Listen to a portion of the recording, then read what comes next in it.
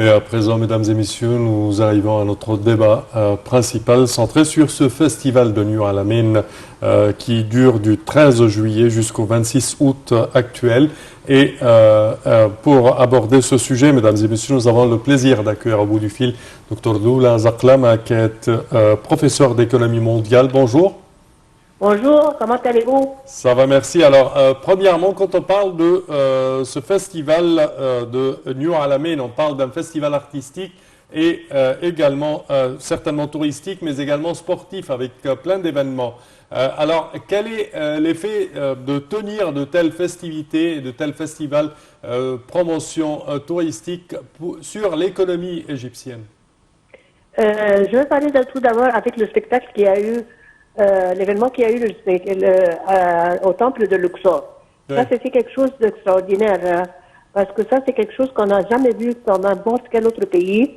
Il y avait ce spectacle de l'orchestre du Sky Symphony Orchestra qui a joué le match de Aïda avec le temple de Luxor qui était bien illuminé.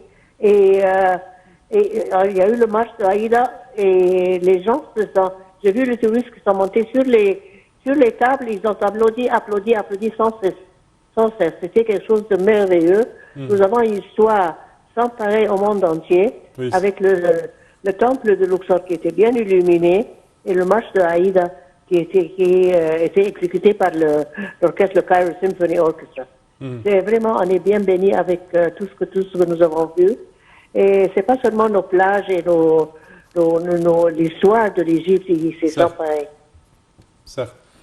Alors, ma question, c'était l'effet de telles festivités sur l'économie égyptienne et la promotion de l'investissement en Égypte.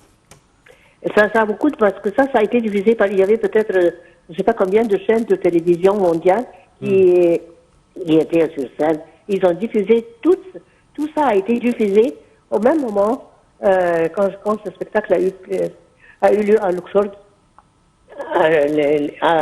à la temple de Luxor. Parfait.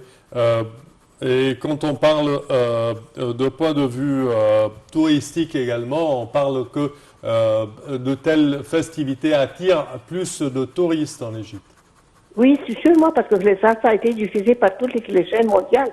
Alors, c'était vraiment quelque chose qui a été diffusé. Les gens qui n'ont pas assisté à ce spectacle, ils ont vu qu'est-ce que l'Égypte offre pour la civilisation du monde entier.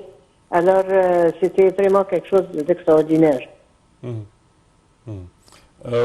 Quelles sont, selon vous, les suggestions pour accroître le nombre de festivités, de tels festivals dans d'autres villes, par exemple Sharm el-Sheikh, ou faire tenir un festival annuel à Luxor ou à Aswan?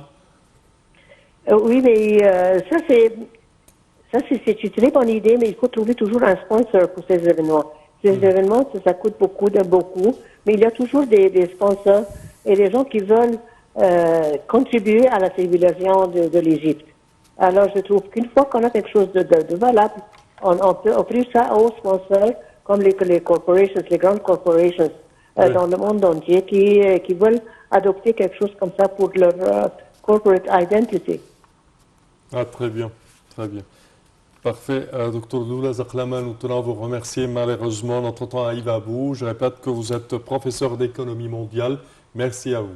Chers téléspectateurs, malheureusement, notre temps arrive à bout. Au terme de cette édition, je tiens à vous remercier d'avoir été des nôtres. Je tiens également à remercier ma collègue Yara. Merci Sameh, merci pour toute l'équipe de ce matin. Merci à vous et à la prochaine.